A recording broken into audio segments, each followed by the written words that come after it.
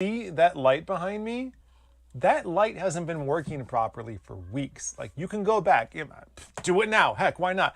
Go back while you're waiting for the stream to start and look at the previous streams, the pile of shames, the most recent dojo cast, and like two boobs watch the two streams on Vinck's channel. Go back and watch those. You're gonna see a solid amberish light for most of that stuff because I just could not get this thing to work. And my kids futzed with it and now it works fine. So, yay! All right, we'll see you in a few.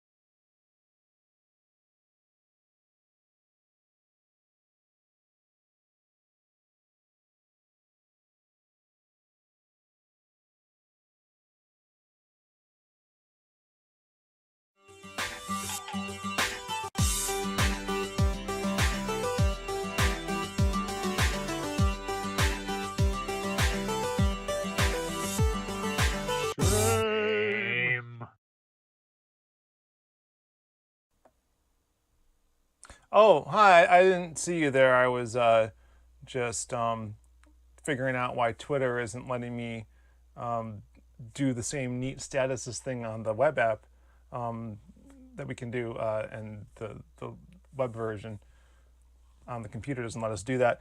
But normally I'd probably complain, but I don't know if Twitter's going to be around much longer. So, hey everybody.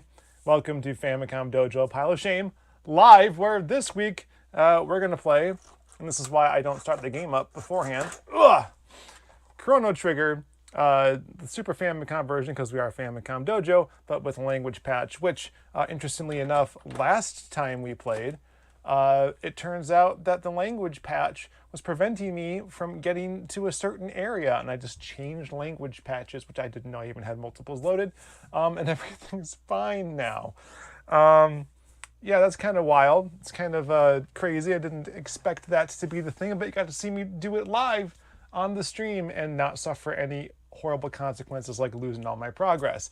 That's the kind of fun you can have here at the Famicom Dojo with us every week, or nearly every week. We took last week off, and I missed you guys. This is a fun time. Also, the light's fixed. I think I mentioned that earlier, too. Yeah, we've been going along for a while now. It's been a couple of months we've been playing this game, so you let me know if you're sick of it. But so far, we've gone to the past and to the future, and now we're trying to fix the sword. It's taken a few episodes to get this done, because there's lots of fighting involved. But, you know, it's an RPG, so what are you going to do? Anyway, hello all. How are you doing today? Feel free to drop a message in the chat here. And we'll talk about TV shows and stuff, or whatever. Probably. I don't know. Get this game started. All right, then, without further ado, to the Retro Station. Shame. We're enjoying the pumpkin ale again while I still can. I think now that it's November, I'm probably not going to find it in the stores anymore. So,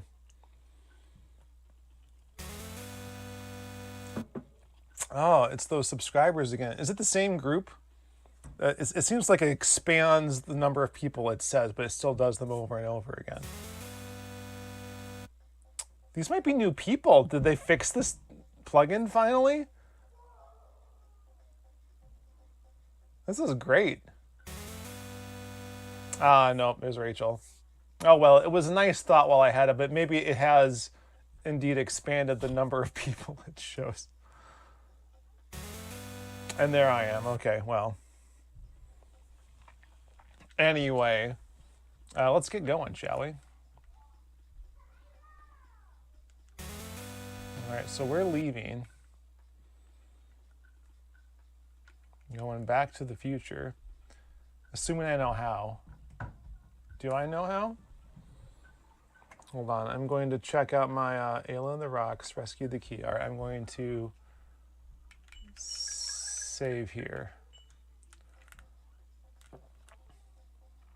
So is that all that she's in this game? Because she's in the past and doesn't come with us? It's a little sad. I'm a little bummed by that. All right. I don't want to fight any of these goons. Ah! Well, I tried. Oh, I get to fight all four of them. Neat. Neato. So what I have been playing lately is Castle Crashers with my wife, and that's been fantastic. So we got through quite a bit of the game, actually, on one set of characters. I didn't realize that it was basically most of it. And then we started over again with different characters right away. So we've been playing that game for over a decade now, I think. Or just about a decade anyway. Hey, Rachel. Daniel says, Daniel H says that he is driving right now and is trying to listen in. And I said if he must do that, he cannot crash. Those are the rules.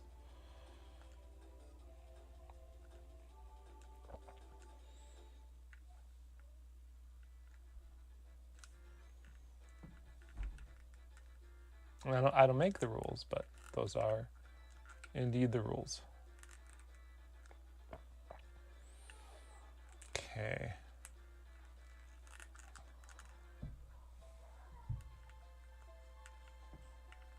We just jump off the cliff then, yeah? Do it. Okay. Here we go. So we got the red rocks, got our stuff back, saved the village, got the red rocks, and now we're going back to the future in order to fix the sword. Oh, which future though?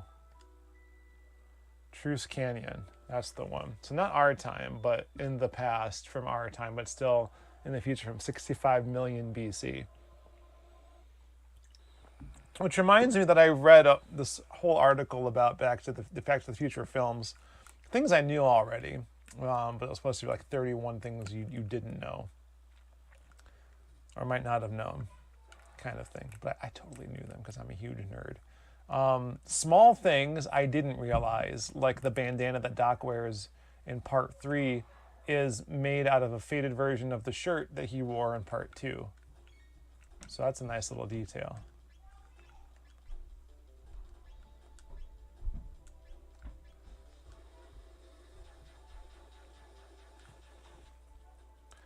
I did notice things like Marty getting the idea for how to defeat Buford Tannen came from a movie he watched Biff Tannen in the Hell Valley alternate 1985 version of events. So, small things like that I noticed.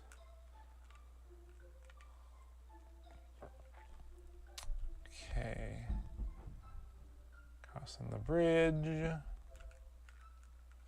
Then we go meet Froggy. No, we have to find a blacksmith. Call the locksmith!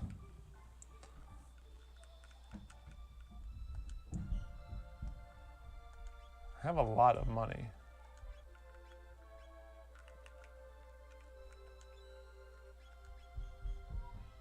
I have 10 mid-tonics, really? Okay, a lot of shelters. I can start selling things, right? Like I don't need, oh, what's his face could still use a Titan vest. No one can use an iron suit. Sell those. No one's gonna use that bolt sword. No one's gonna use that robin bow. I bought 2 flint edges, whoops. I like that red katana though, but I'll keep it for a little while longer just to sate my ego or whatever. He needs a stone arm. She needs a ruby gem. No one can use the iron helm. Ruby vests.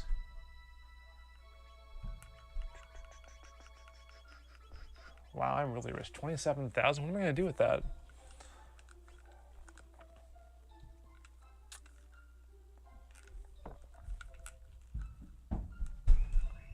Here's an inn.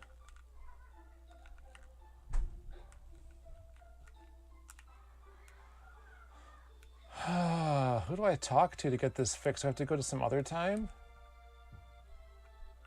Am I in the wrong place?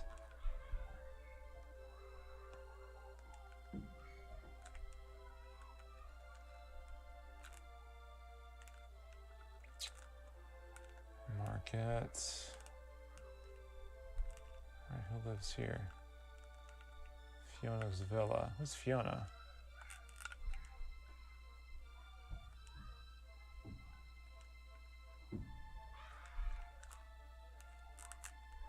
Guarding the woods, eh?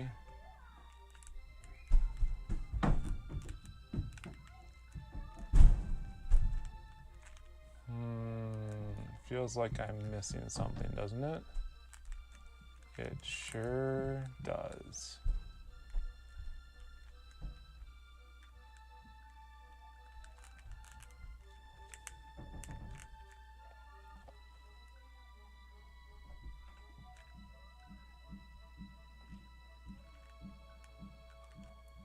Here's this inn. Yeah, let's stay a night.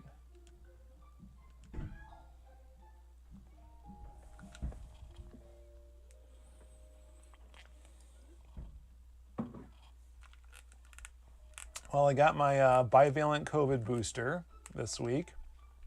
Went mostly okay, but I felt a little woozy at the end of the second day. But I woke up feeling good today. So, Tata. For those who don't know, the new version of the vaccine's bivalent, so that means it's the original plus immunity against the Omicron variant. That's the only kind they make anymore. So if you haven't gotten it yet, and you're due, now's the time.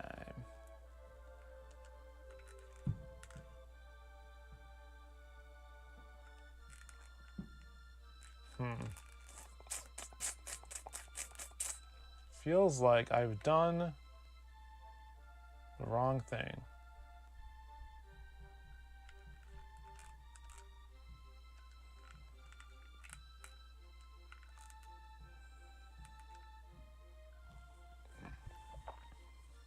Can you hear the game? I thought I fixed this.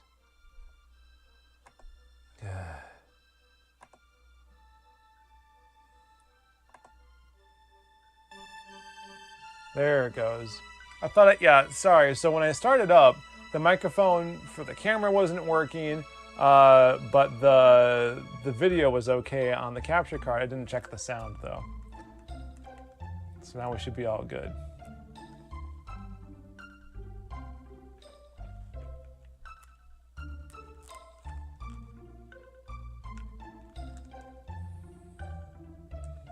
Only had some jerky. Where am I gonna get jerky?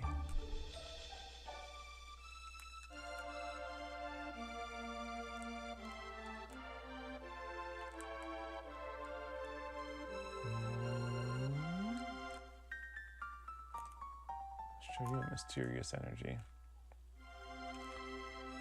Okay, so not sure what to do to make this sad frog glad, y'all. Here's some other frog-like things. Try to avoid all of them.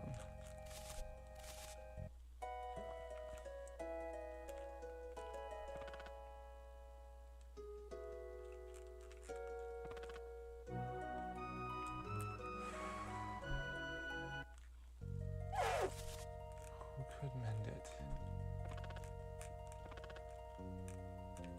What time do I need to go to?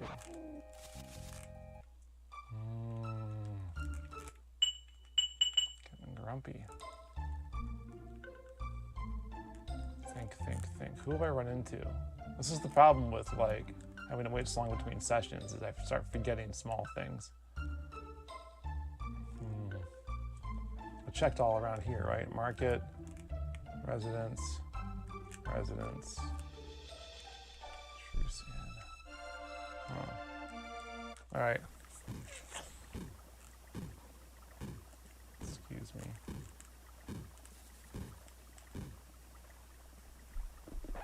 Ugh. Oh, it's a different guy.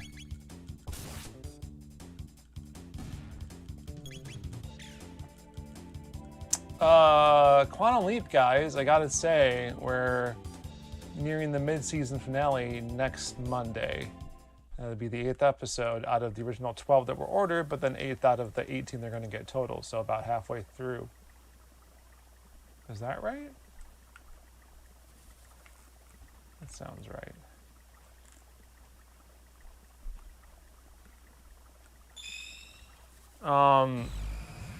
And I'm enjoying it. This last episode was a Halloween episode, and I don't know if you know much about the original show, but there were some implied supernatural involvement, and then some rather explicit involvement in some episodes. So including like season 3, not the Protodome.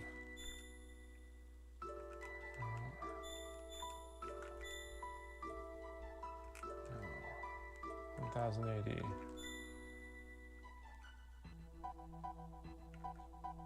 Let's go here.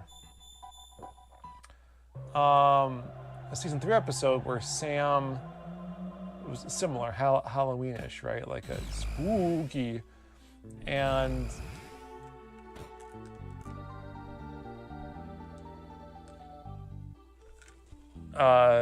it turns out that Al was the devil, or the devil was in Al's form, and he, I don't want to go to the end.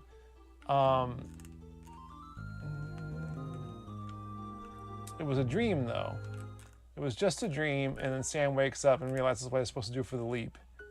And then the real Al is like, what happened? How did you know to do the thing, Sam? And they don't really talk about it. Other times, is this the guy I want to talk to? There we go. How did I get both of those things? It's a mystery.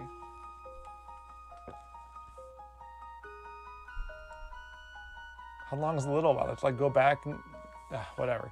Anyway, so yes, Luca, please, for the love of God. I gotta get that girl some upgraded equipment.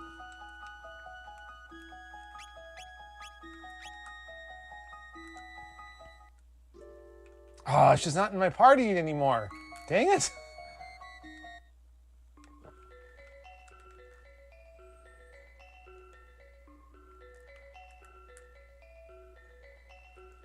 What am I supposed to do?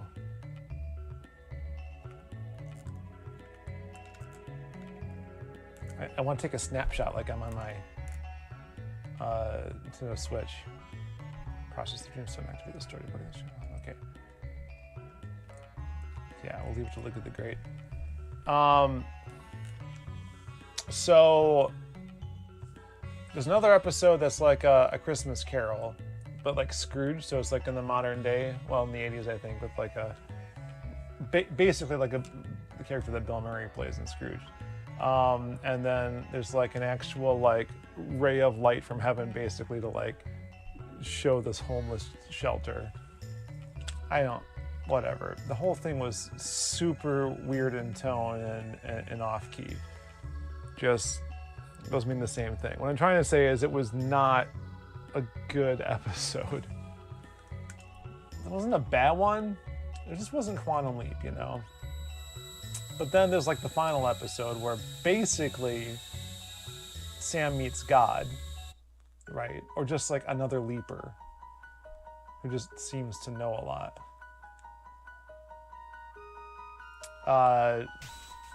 There it is. Make that sad frog glad, y'all. This is the Masamune.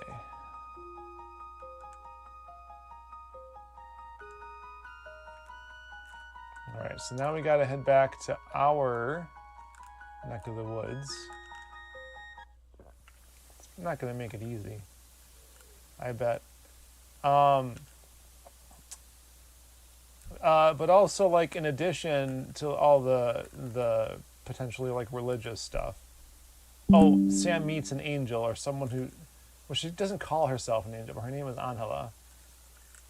And she basically leaps away at the end of the episode. So that's the thing that happened. And then that's kind of imply what Sam becomes at the end of the show. Spoilers. So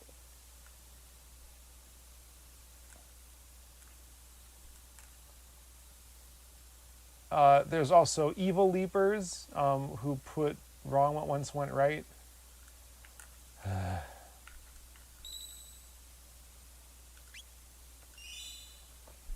Which is obnoxious.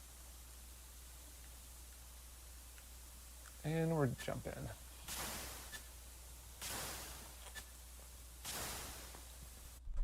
Like, I like the idea of other leapers. Especially ones with not as, like, shucks darn intentions. But to have them just be, like, baselessly and purely evil just doesn't sit right.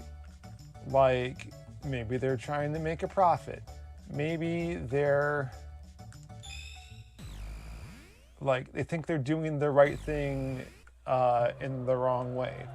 But no, they're literally like an evil computer like Lothar, I think. An evil Al named Zoe, and the girl whose name I can't remember. Is it like Allie or Abby or Fiona? I have no idea. Truce Canyon. And they made up with her 2 or 3 times. But it's just so strange. Like the idea of like just doing bad to be mean doesn't make any sense. Like why go through all the effort? It's silly. So anyway, I bring all that up because this week's episode, this Halloween episode, seemed like it was going to have to, in one way or another, deal with all of that, or at least acknowledge it. And acknowledge it does. There's a throwaway line about how Sam believed that God was guiding the quantum leap accelerator, or he came to believe that over a long period of time. I think it was really Al who was convinced initially, and Sam's like, "Come on." But too much weird stuff happens to them that they start to believe it, I guess. So Ben is tasked with performing an exorcism. He says, "I don't believe in possession," but like, Addison points out to Ben, like, you're literally possessing this priest right now, which is an interesting take on the whole exorcism trope, right? Also, not for nothing, but like the first season of Quantum Leap did a lot to like mimic some of the popular films at the time. So like the first episode was kind of like The Right Stuff because it was about like a test pilot. The second episode was well, this one wasn't so much that, but it was like, he was like a hippie professor on campus having an affair with one of his students. But like they did one that was like a film noir detective novel type one. There was like a Rocky knockoff. I can't remember them all. I wrote them down somewhere, and I think we talk about it in the Two Blues Watch the Tube podcast. So the fact that this was touching upon like another classic film, finally in the first season of this show, where they hadn't done a lot of that same thing. I guess maybe you can think of the Atlanta shuttle being kind of like Apollo 13 or whatever, but there's been so many TV shows, like pretty much all of For All Mankind, that does that. But he's got to deal with the idea that there's an actual exorcism going on, and he can't figure out a rational explanation for it. Now, he does eventually find a plausible one, but he gets some urging from an interesting source, which one could possibly read as divine intervention or just talking to his own subconscious. It's vague, and I appreciate how vague it was. So you can think what you want about that. But I enjoyed the episode. It's the Masamune. It's the sword making that sad frog glad. Hello, Satoshi.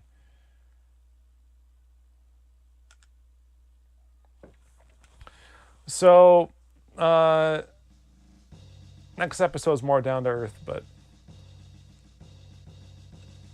yep.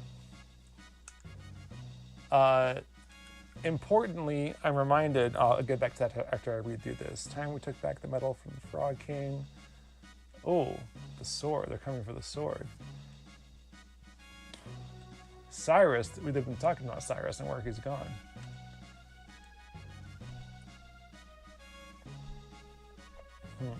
Cyrus A.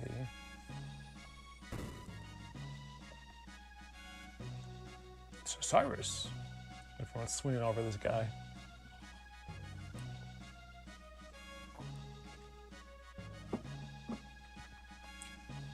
The Knights of the Square Table, really? Isn't it just like a table? You call it a round table because tables aren't normally round.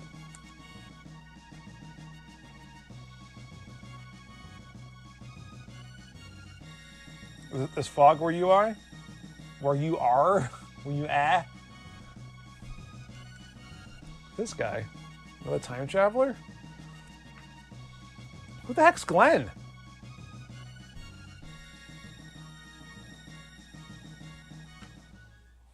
All right. Oh, and they're gonna fight through the adorable. This is great. Wow. Is this like a flashback to what must have happened to everybody? That's not different frog? Is this a misunderstanding?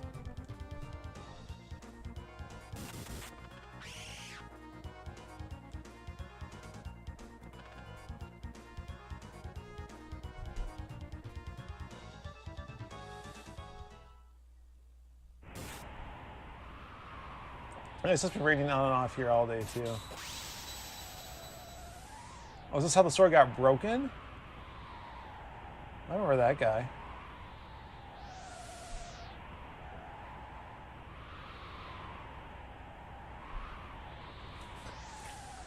Oh no, Glenn! Whoever that is.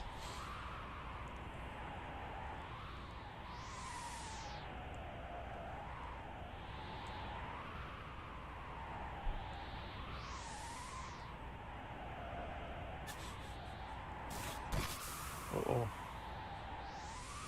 Cyrus is down for the count.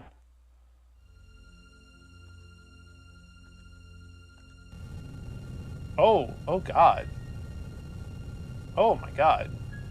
That's... Oh, wow.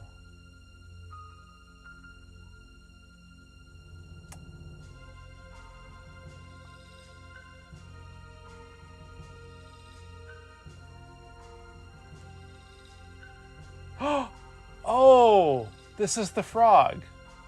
Glenn is the frog.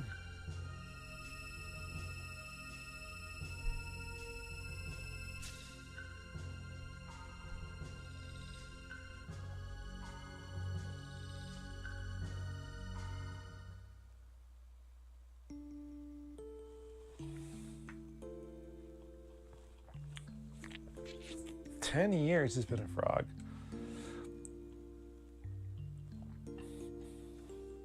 All right.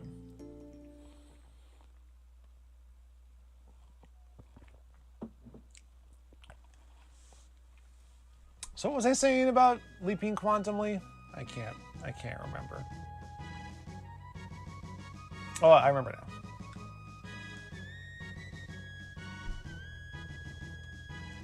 Nothing can beat science. I hear her in this Washu voice.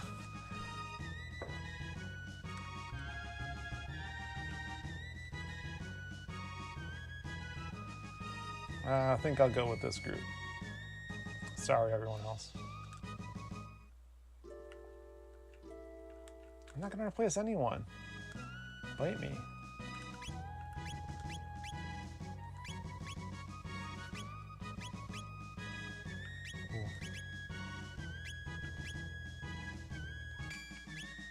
Oh, I shouldn't have sold all that stuff. Ah! Dang it!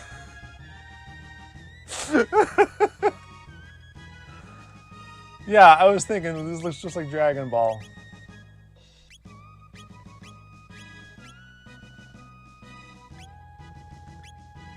Alright, well the power glove stays on, I guess.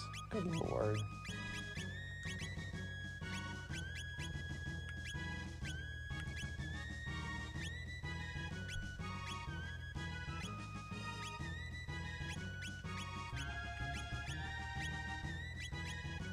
What's the silver earring do?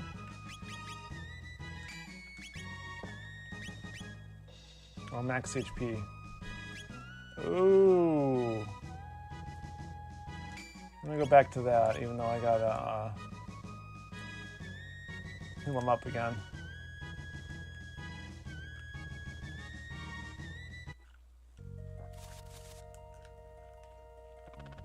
Okay, so now I'm gonna fight just so I can talk a little more and then see what this dude's able to do.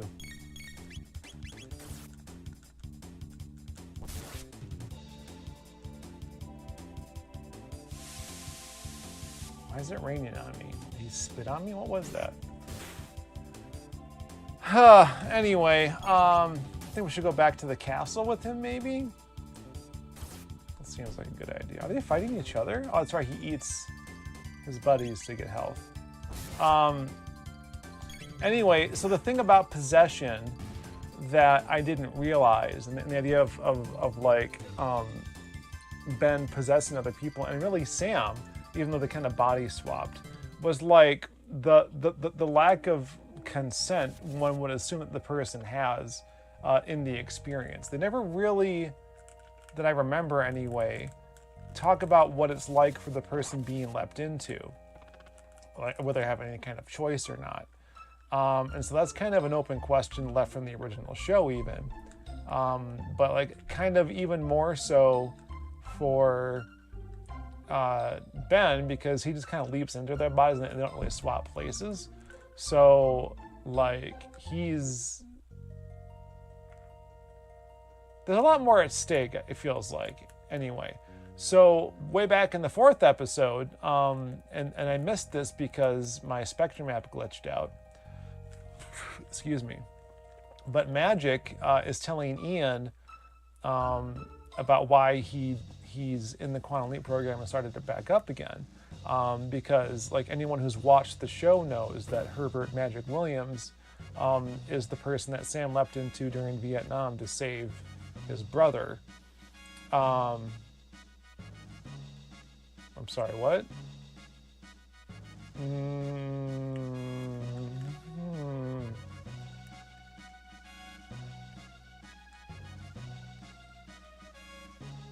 So Magic's telling Ian the story of how when he became an admiral, he found out what happens to him.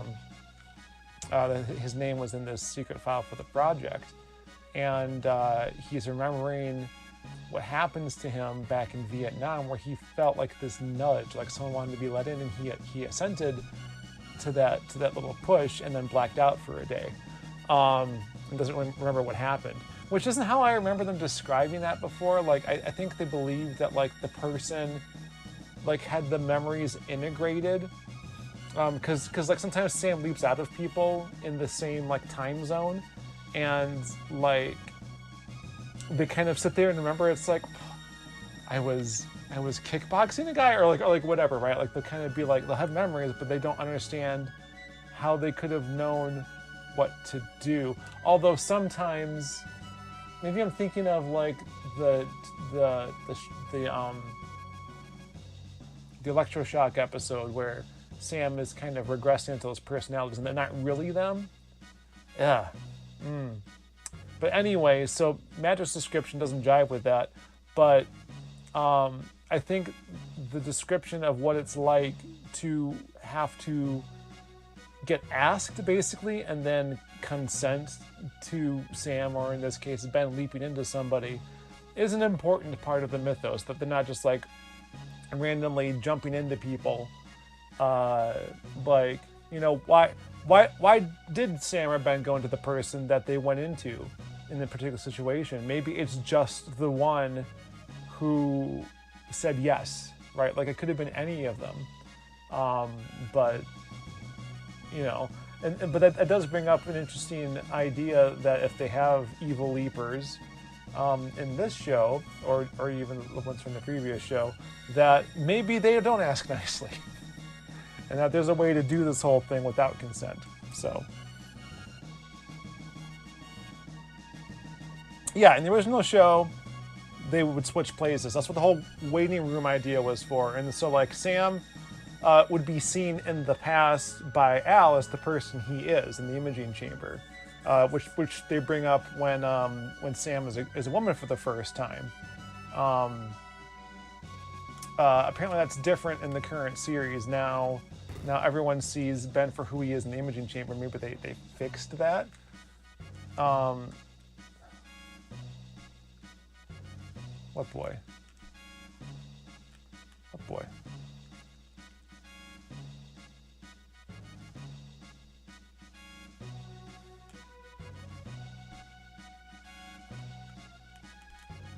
Southern continent. The boy.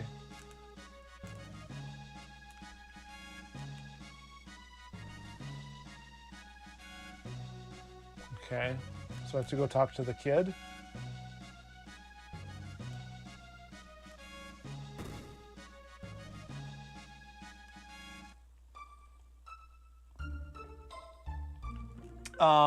So then in the present, Al interviews the person in the waiting room, and that's part of how they locate where Sam where he is. Like there's even an episode where like Sam jumps into a pregnant woman and the baby jumps with her into the future, and then like delivery time comes and the baby disappears in the waiting room, and Sam's giving birth even though he shouldn't be able to. So good times. But oh, where is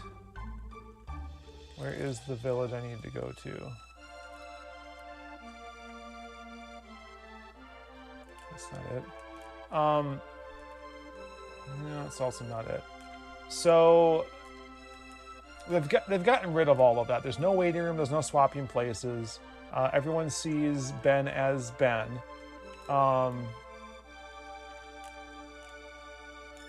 Which is fine. I don't mind that they changed that.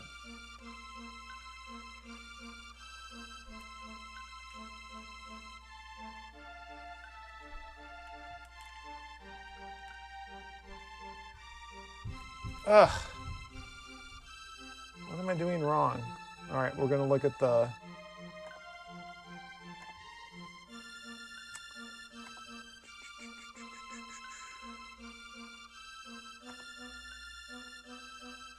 We're going to find... All right, there's the reptite layer, the Masamune...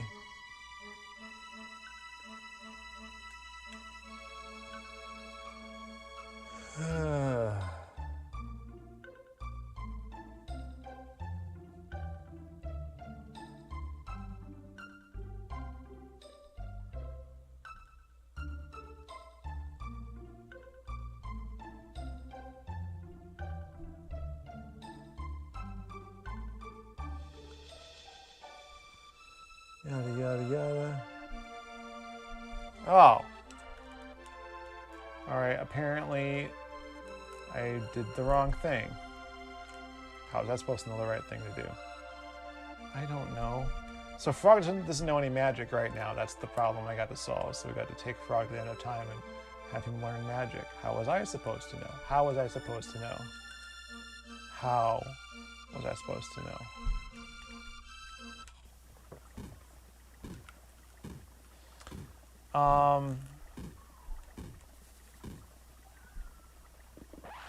Fight these guys again.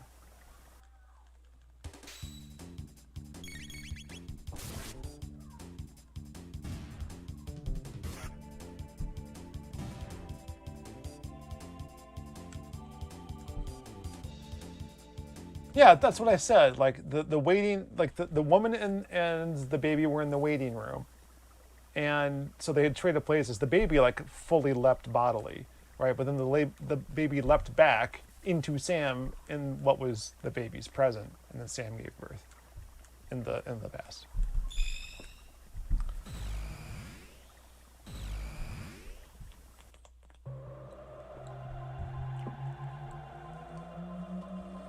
Anyway, I thought that scene with magic was really important. I was wondering how long it's going to take to get it, basically.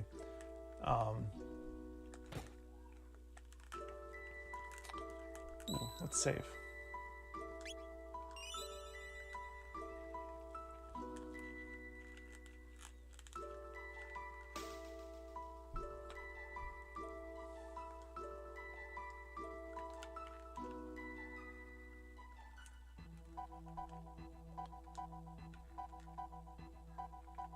No Day of Lavos, thank you.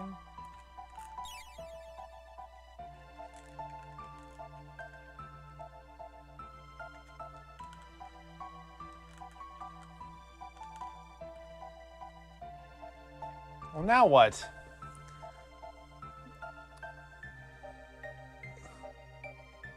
Oh, you have to go fight the friggin' guy.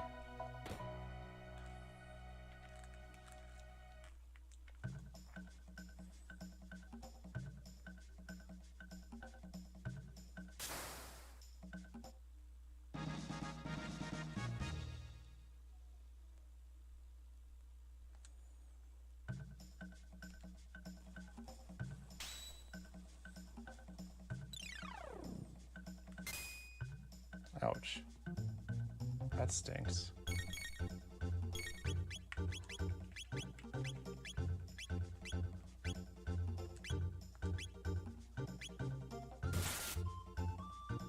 Oh, I missed.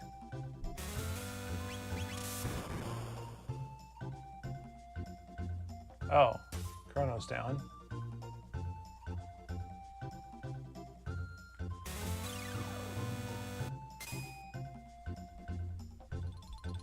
Well, poop.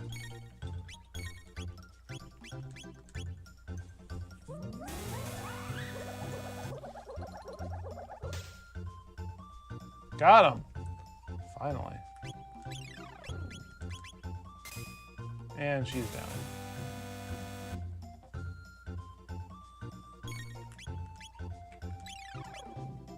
And how's Frog gonna do?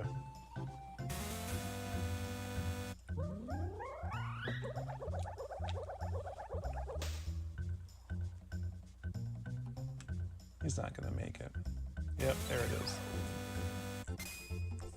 Yeah, I need to finish House. I haven't watched the last season yet.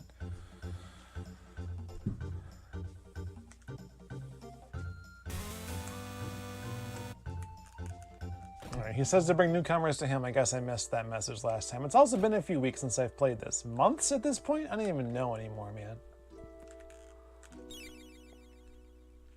Alright, let's save. Anyway, so looking forward to Back to the Future, but some people have been saying that it's not going to get renewed, which doesn't make any sense because it was the first show of the new season to get an extended order.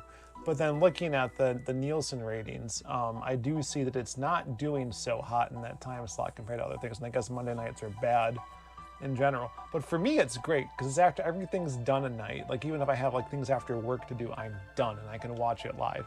I didn't manage to do this this last time, but you know, for the first 6 episodes, I was able to do that no problem. Where am I going?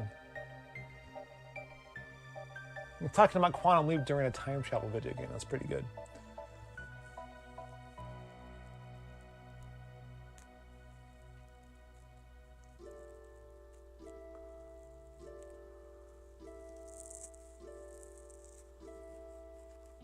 Lucas House.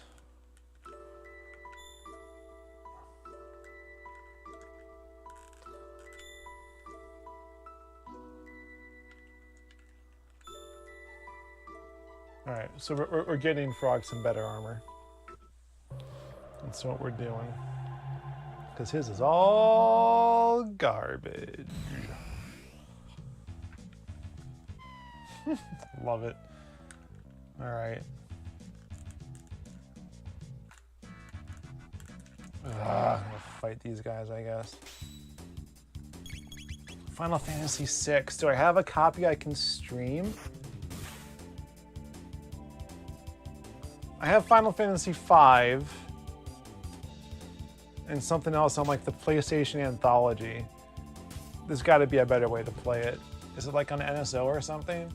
I'll find a way. I haven't played Final Fantasy VI. Should I have to play Final Fantasies 1 through 5 first? Ha! I'm just kidding. I did play 5 for a good long while though, about 20 years ago. 18 years ago?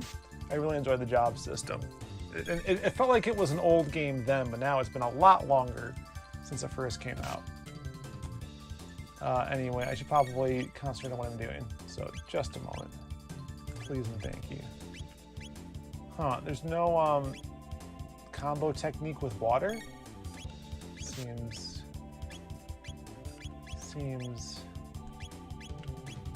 Why don't I have...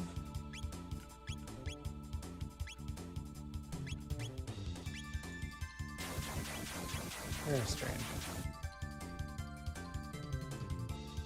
Yeah, I could play a fan translation too.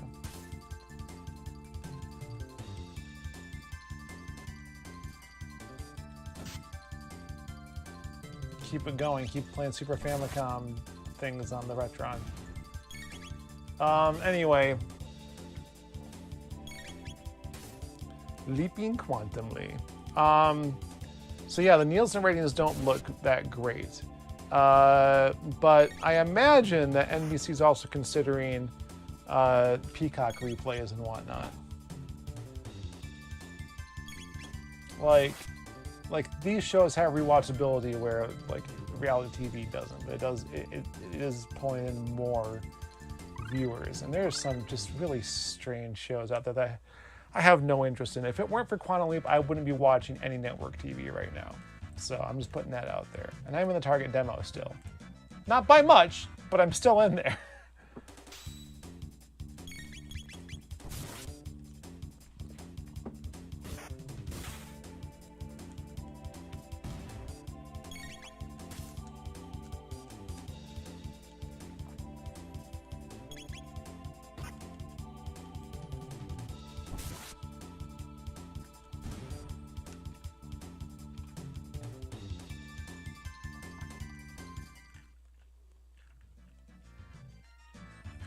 I keep too excited.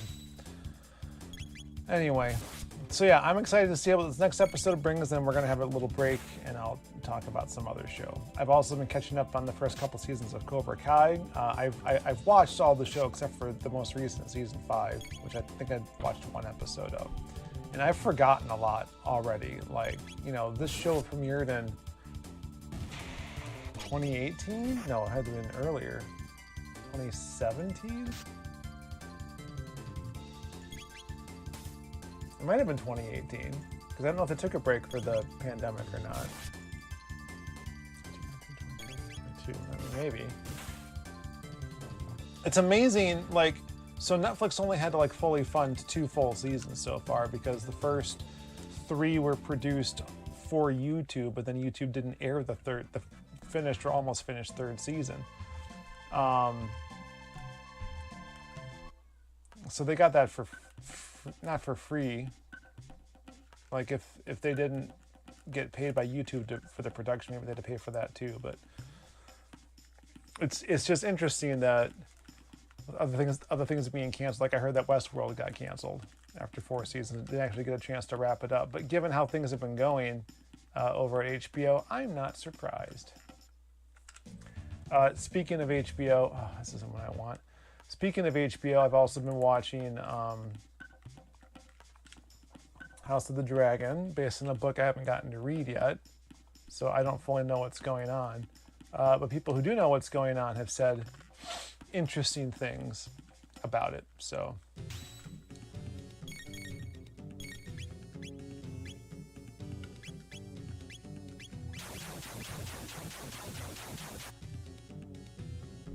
And it's one of those shows where, like, in the source material, it's told by a third person, like, years after the fact, who wasn't even there for it.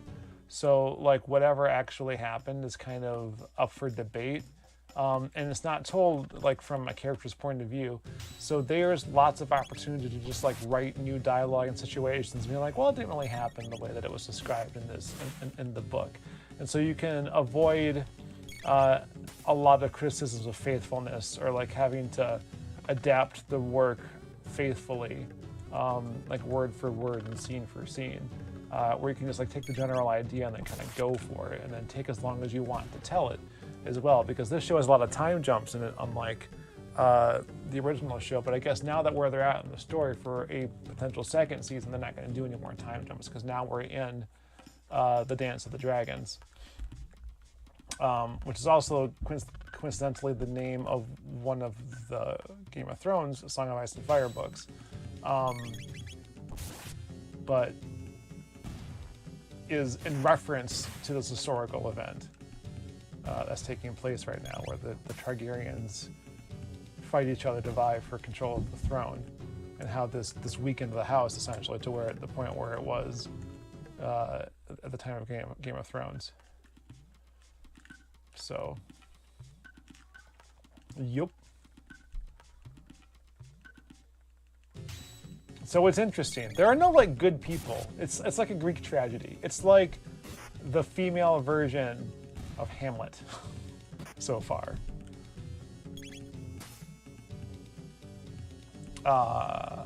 It's very I don't know. I think that there are a lot of valid criticisms about how they portray certain things. It is very like bloody and difficult to watch at times. But ultimately, I still think it's worthwhile. And it says something different than Game of Thrones does. Like, by the time we get to Game of Thrones, Targaryens are on the outs, and we don't care so much about what they think. But now we have to kind of care about them and their dynasty in this span of time, which is an interesting shift.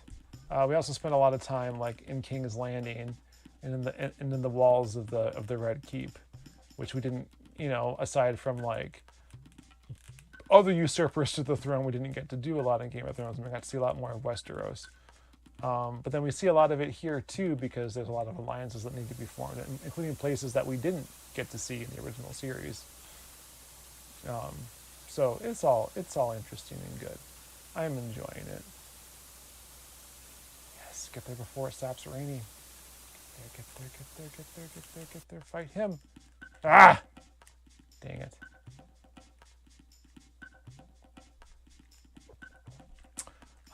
So by contrast, there's also Rings of Power, the Lord of the Rings series, which I didn't know what to expect from it, really. I didn't know who the characters were going to be. I didn't know anything about it. I just knew that people were mad about a female elf, which like they're mad about in The Hobbit too, so what else is new? I'm kind of sick. I'm just kind of sick that like the thing I hear most about these shows is about how a bunch of bad faith actors don't like it. I don't care. It doesn't really color my enjoyment, but it's like it's difficult to even engage with what they were talking about because it's so abstract. So it turns out if you're not watching the show or haven't watched the show, first of all, it's on Amazon. So if you don't feel great about Amazon, I understand. That's probably the only reason not to watch the show. Because you don't want to support Amazon, or you don't like it. You don't want to watch it. Those are fair, but like these other reasons are ridiculous. Where is he? Why isn't he? Am I like going too fast? Where is he?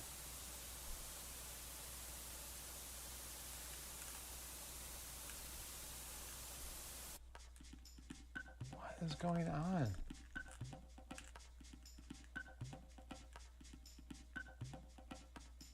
I'm very confused. I saw him when I was down here. All right, let's leave. Let's just buy some stuff and go.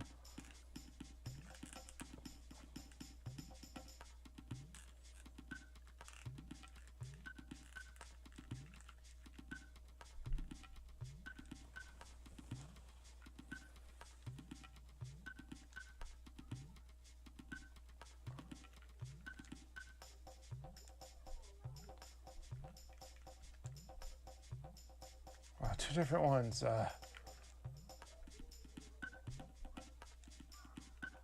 Let's do feather and horn. I don't know what that is. Yeah.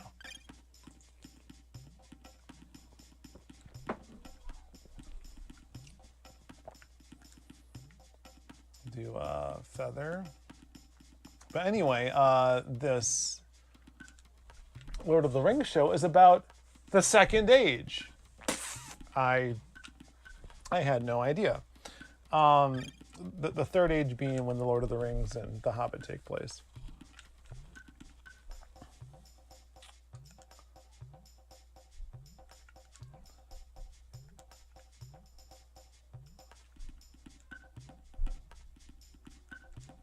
So all I need, let's see if I got enough for him to have good stuff.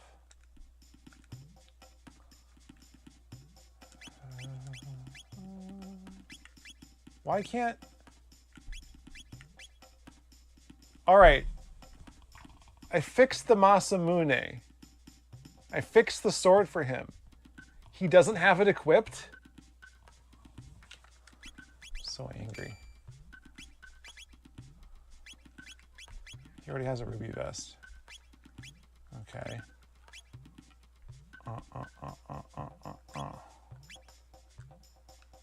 So now I need to get a sword for him yet.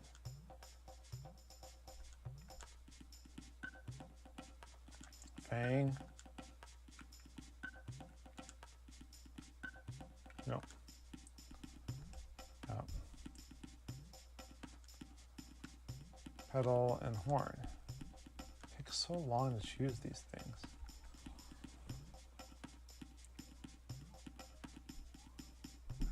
Second age, yeah, it's like ages are like kind of ephemeral, right? It's hundreds of years at the very least.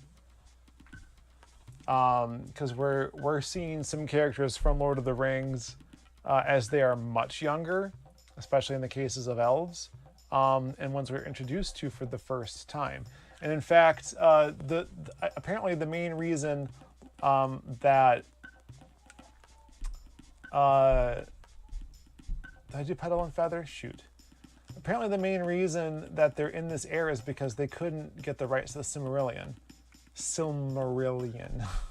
They mention the Silmarils, but and they can talk about events, but they can't depict them. So they can have the characters discuss them. If that makes any sense. And maybe that doesn't.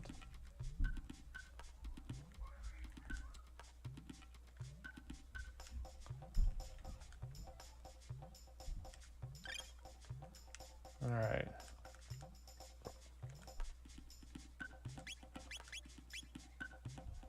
Ah. Does he have the sword, and that's why I can't exchange it out? Whatever. Let's get out of here.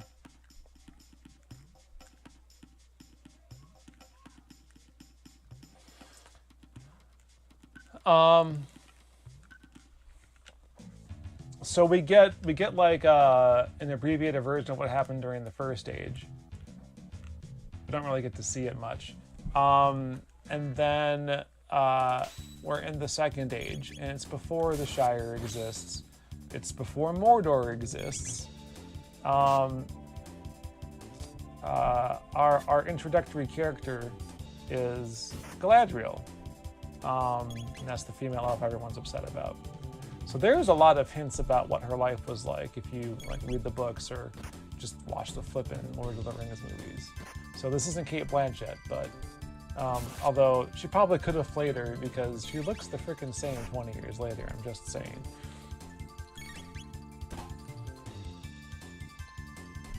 Well, hold on, I gotta block somebody.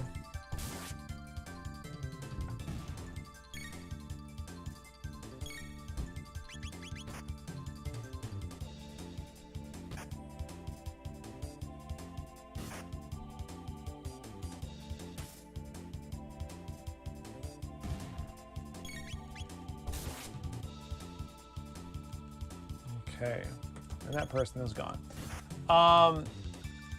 They don't have so the Tolkien estate has like sectioned off the different Lord of the Rings things that people can pay for, and they just didn't pay for the Silmarillion. They are doing the Second Age stuff though. Although if you go listen to the Nerd and Tie podcast, the most recent one. Hold on a second. It's episode.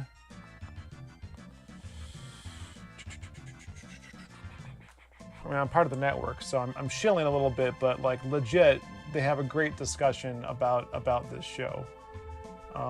They also discuss the Doctor Who stuff, which, if you don't want to be spoiled, it's finally over, episode 184.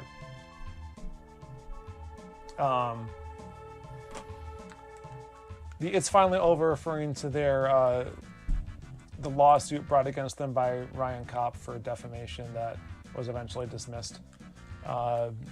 That's what's finally over after 6 years. But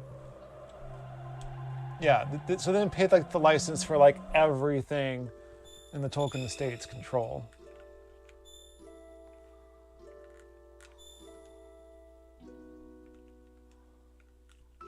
Where am I going?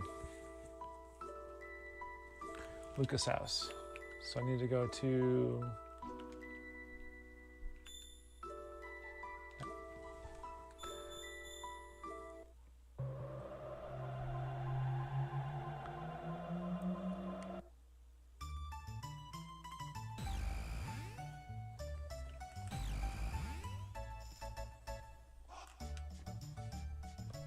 So, yeah, I won't say much more because to say much more is to kind of spoil it. But a lot of stuff happens. A lot of things, because the second age is so ill-defined, they're able to play around with it a lot. So very similarly to how like there's a text for what happens in both between the World of Ice and Fire and the Blood and Fire book, that the showrunners of that have a lot of leeway on how to like present scenes and stuff.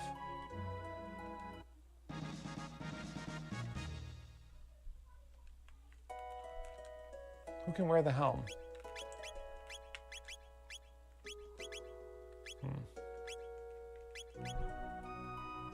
Well, I guess I'll give it to her when I see her.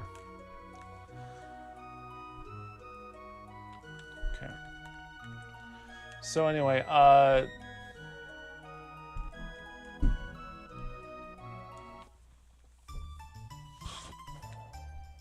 so it follows Galadriel as one of the characters.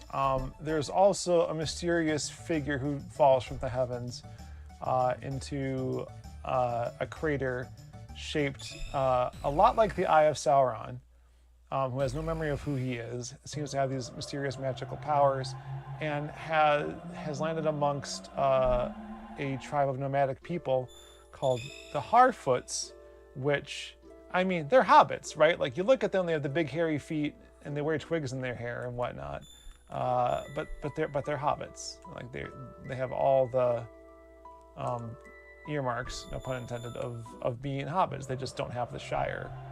And so there's some interesting characters there to help this mysterious person along. So those are the two main threads that we follow throughout this first season. And I enjoyed it. I mean, you know, it's not like bloody and whatever like Game of Thrones. It's Tolkien, right? Like there are lots of fight scenes and stuff in The Hobbit and Lord of the Rings, but ultimately it's like PG-13 at worst.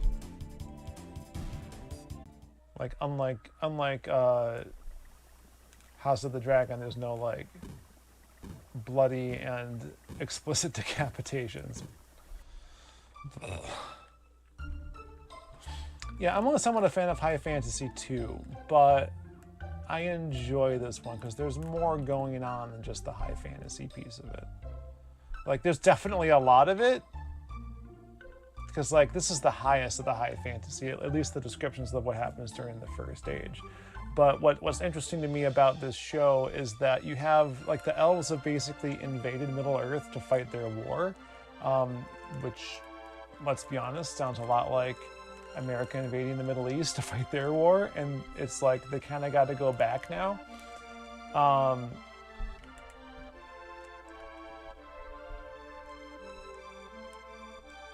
the woods, what does that mean?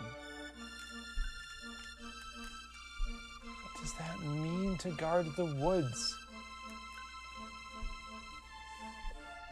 Head to the Magic Cave, which is east of Fiona's Villa in 600 AD. East is this way. Oh, there's that rock. Okay. Magic Cave.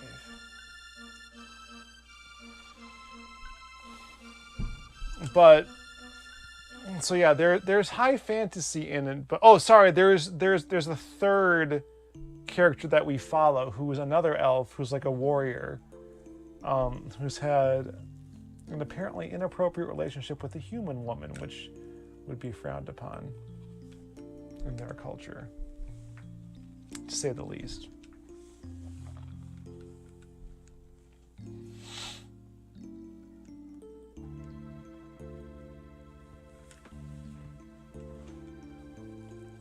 So anyway, I'd watch it. There's a lot going on. The end of the season's a real banger.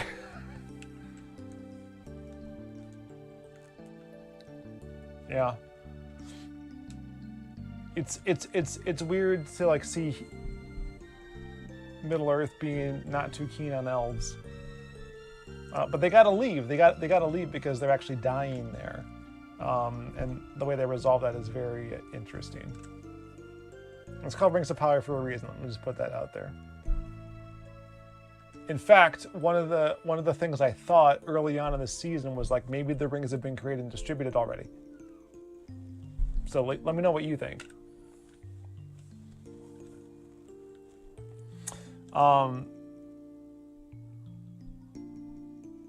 There's another character that we follow, and it has to do with how we get access to the dwarves, which is also interesting. Although I saw a great meme of Jesse and oh shoot, it was a Breaking Bad meme of Jesse and Walter.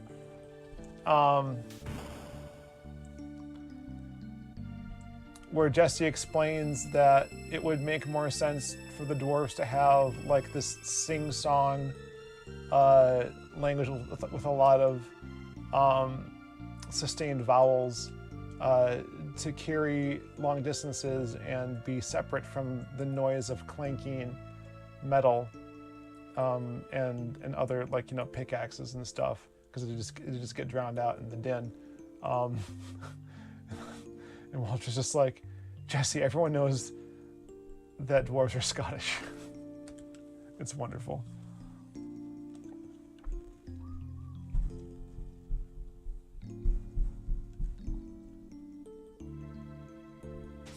There's the sword. Let's make that sad frog glad.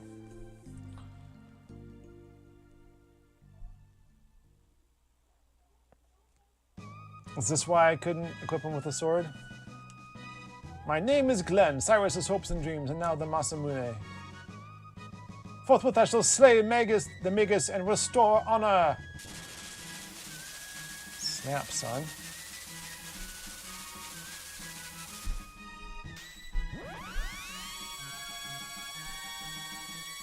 Dang. Alright.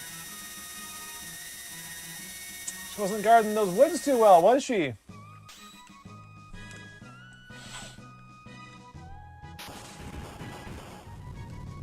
Cool.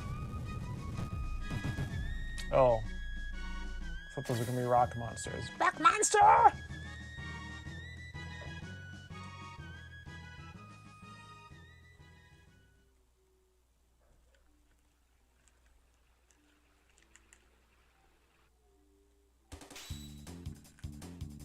Ooh, my guys are getting hurt real bad. Let's do an aura whirl, shall we? Once I'm able to.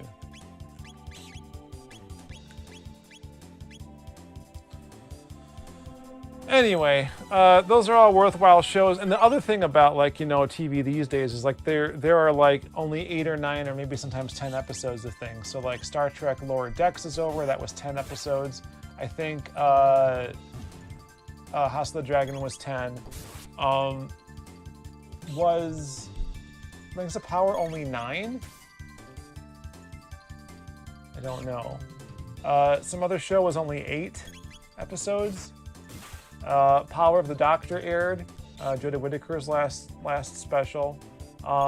And for those who haven't seen it, it's like a backdoor kind of multi-doctor story. Kind of. You'll see what I mean if you watch it.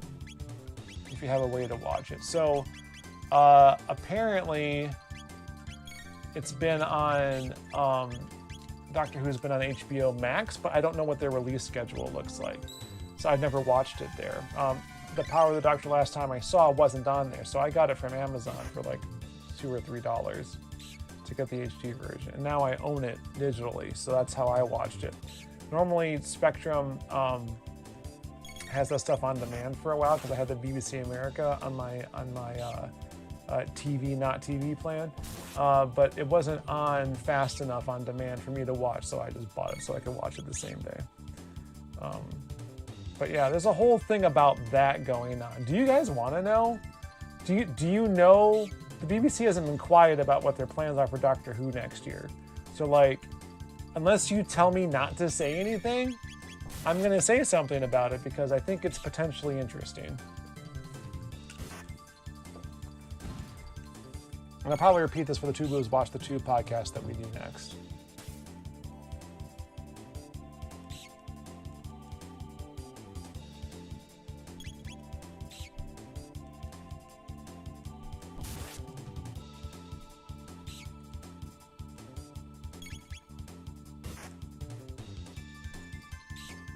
Oh, how come this thing isn't dying? Oh, we got to use magic on it, I bet. Oh, shoot, that wasn't magic at all. Not good enough.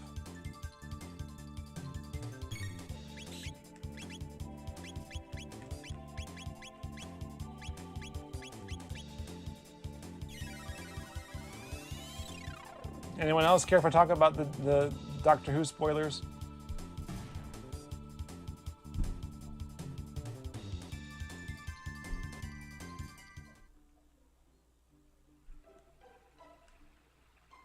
Why is there a bat following me? Should I be worried? Because there's definitely a bat following me. All right, well, hearing no objections. So everyone had heard that Ncuti Gatwa was going to be the next Doctor. So a lot of people were expecting we're going to get Jodie Whittaker's going to regenerate. We're going to get Ncuti Gatwa, and then wait potentially a couple of years before we see any new stuff, because we had already heard that David Tennant is going to be part of the 60th anniversary special, but they never really explained in what capacity. And this came after they announced that Ncuti Gatwa was going to be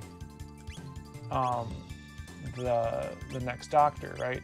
So at the end of the episode, Jodie Whittaker regenerates into David Tennant, which is exactly what I expected was going to happen given the news about him being in the special, because not only,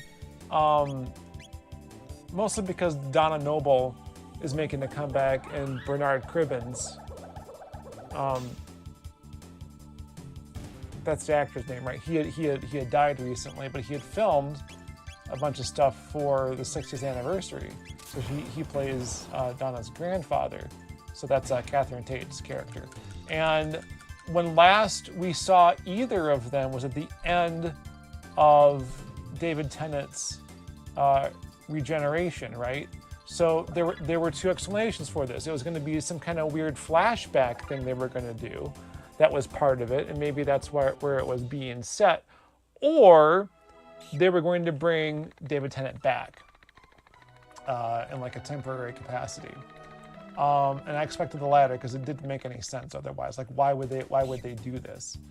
Like, the cynical version of me is like, well, obviously they're doing this because he's popular and the most popular of the new era, and Russell T Davies is back as the showrunner.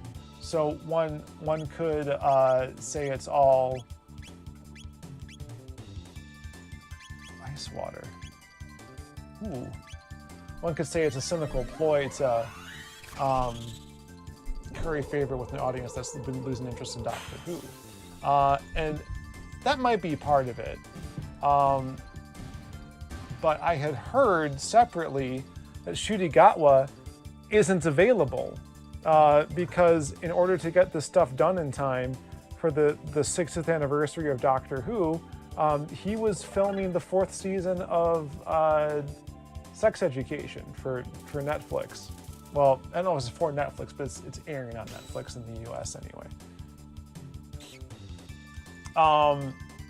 So this kind of makes sense. And I even watched a video recently, like, really lays this out.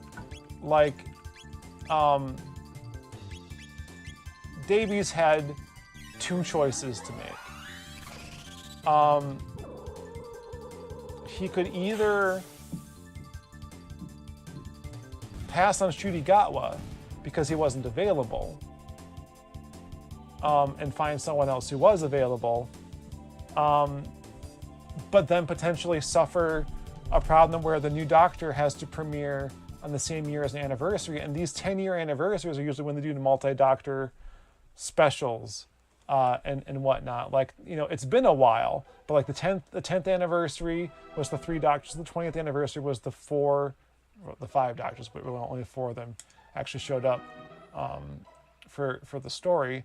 And then we didn't have a 30th because the show got canceled after 27 seasons. But we had like a multi-companion episode with Donna Noble and David Tennant. Sorry, Catherine Tate and David Tennant. What's this? I should probably save this, huh? So the 50th anniversary special, that was the 45th, sorry, the 45th anniversary was the multi-companion special. The 50th was there was the name of the Doctor, the time of the Doctor, and the end of the Doctor. I can't remember all the names. Anyway, the 50th anniversary special was basically another 3 Doctors thing where we found out that there was the War Doctor, and it brought back David Tennant, and it was Matt Smith. So now we're at the 60th anniversary because there's been Capaldi and there's been for 3-ish years, and then there's been Jodie Whittaker for the last 5, although she basically had some hiatuses in there. Only did 2 full seasons, which were not the 13 or 12 episode runs that we've usually been getting, but were like only 10 apiece. And then her 3rd season was a 6-part serial, more or less. And then she had some specials strewn about in there. Like, we haven't gotten new Doctor Who for about a year. That was last year, and then we had the New Year's special. There was one in April, and then now, and that's been all of 2022. And I think 2020 they were taking a break anyway. So I guess that kind of worked out, but they would have to have filmed it in 2019 anyway, right? Our treasure. Anyway, so what is going on here?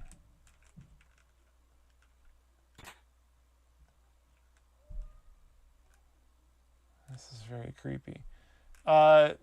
So my understanding is that it's just David Tennant, but that could be wrong. They could be bringing back other people to take part in this special.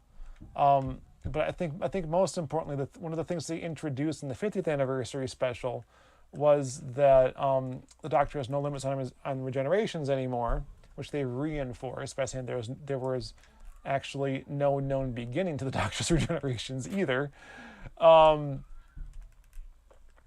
And that he or she can now basically possibly repeat old faces, and that's how they bring Tom Baker back into it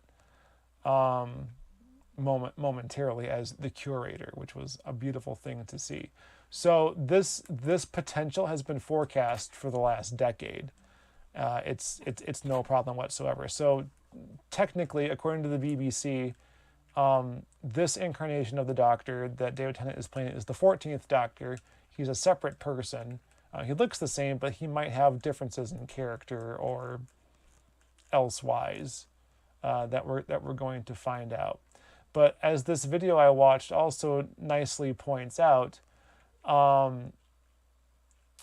it's an interesting way to bring up an idea that the end of David Tennant's run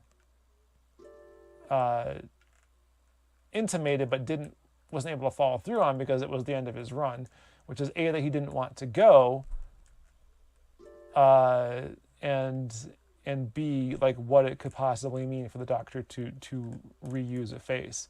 Now that like we don't have this limit, this upper limit we got to worry about anymore, and keep them all as precious, you can have this kind of Mayfly doctors, right? Like the whole thing with Matt Smith's Doctor was he lived for hundreds of years. Like some of the other doctors had been a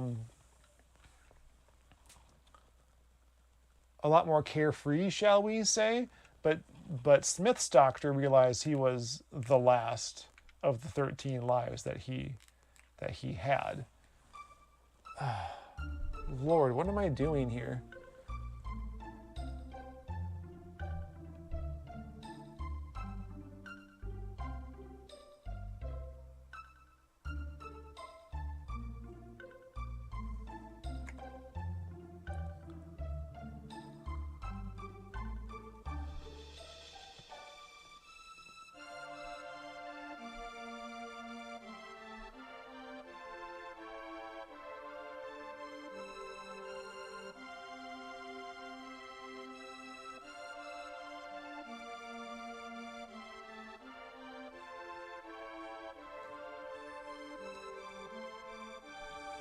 What? Okay, I gotta take note of the bat, apparently.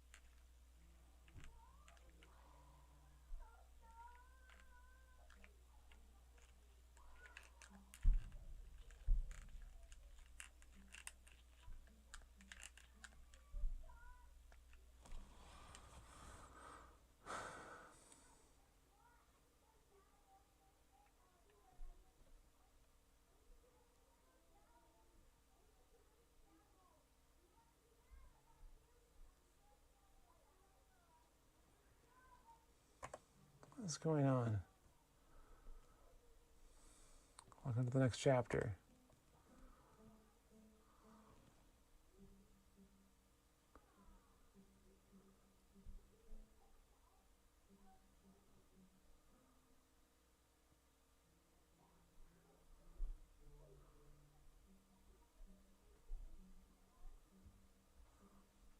Take the left path to fight Slash. Talk to the Omnicrons in the next 2 rooms if you want to fight the skeletons. Get mid-ether in the first room.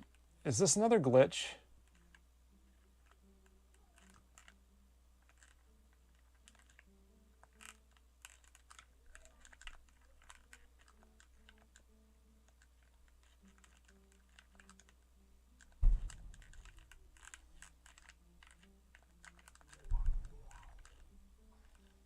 Oh.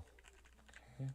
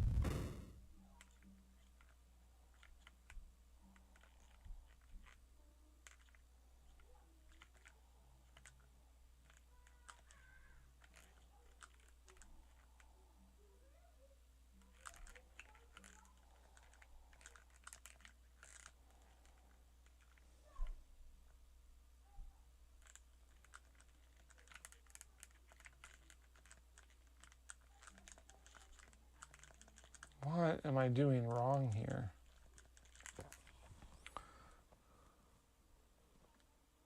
What battle?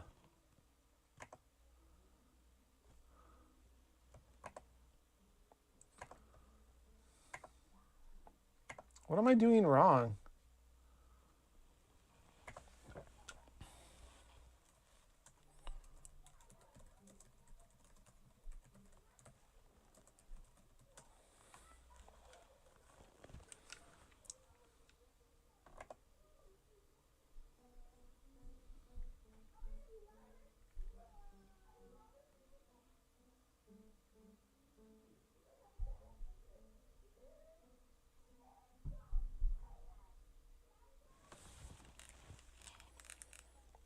It's supposed to be a fake save point.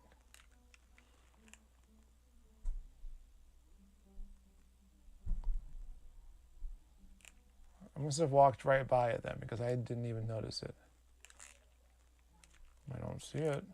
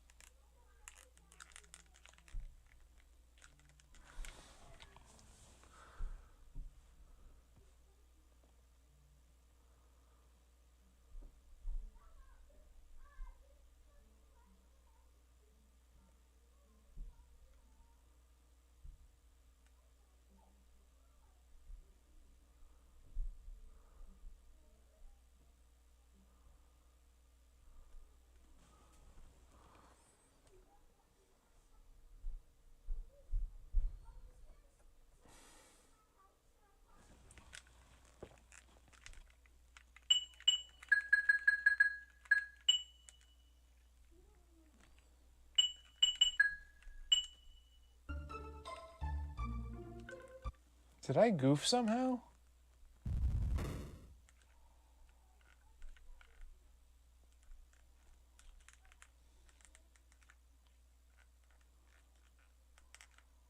It's like dead quiet here.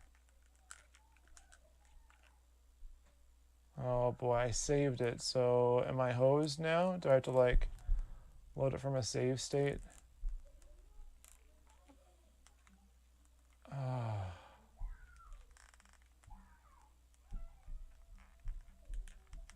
Fake save state.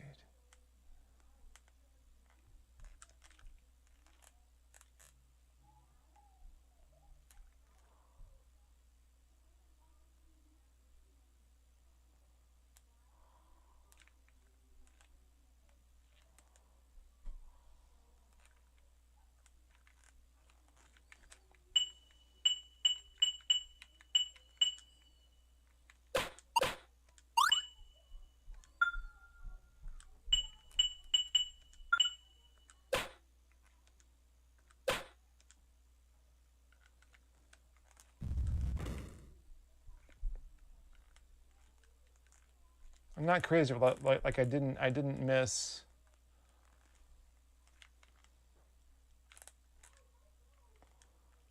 Didn't say anything.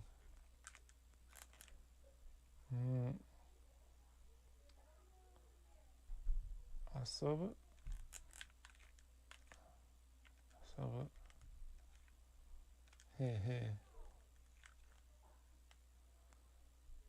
I don't know what to think about this, you guys. All right, I gotta quit. My time is up. Well, thank you all for watching this week. It's November now. And with November, oop, my phone is dead. And with November comes a new month. And a new month means that I am late to get you guys the t-shirt design. So I'm going to do that. I'm going to put it on patreon.com. We're going to have a good old time and pick out t-shirts. Because that's what we do. If you haven't supported us on Patreon yet, why don't you do that now if you enjoyed this stream. Patreon.com/Famicom Dojo. Even $1 is better than an ad, as we always say. Not enough to get you a t-shirt, but if you want to give that much, you can be eligible for that t-shirt in the coming months. Not before the orders get in for this year, sadly, but that's okay. That's what they're for. We're gonna have extras. It'll be a good old time. We're trying to work on new videos that aren't streams. So we'll start getting those out.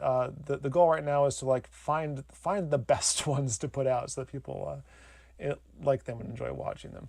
We're gonna do that. We're gonna put those on Patreon first, etc.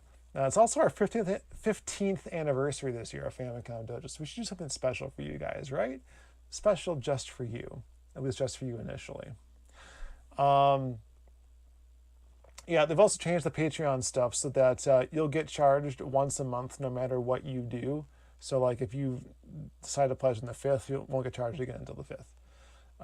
That's a change that they made to their stuff recently, which I really appreciate. I'm sure that you will too, because if you like joined on like the 30th, you get charged $10, and then like a day or two later, you get charged $10 more. Ridiculous. So that's all different. But even so, it reflects our current tier in real time. So for the month of November, so far, our Dojo disciples are Andrew Greeley, Daniel Hathcock, and Earl Grey III. You might get a t-shirt tier are Butt Lord, Jody A. Cornelius, Keith Robinson, Lena Blue, Peter Burrell, and Rachel Moser. So all y'all that I mentioned, I'm pretty sure have been around long enough to be owed a t-shirt. 1, 2, 3, 4, 5, 6, 7, 8, 9. And good news for the rest of you. If you don't like our design, we'll give you a discount on the ones from our Teespring store. No big deal. Anyway, I got to figure out why the game's goofed on me, or if it's glitching, or if it's just me, or whatever's going on. But we'll be back next week with some more goodness. You betcha. Oh, I better do it on a Wednesday then, huh? Yeah, I'm not going to be around on Friday, so we'll get that figured out. But until next time, then, the dojo is making a sad frog glad. Finally. Famicom Dojo.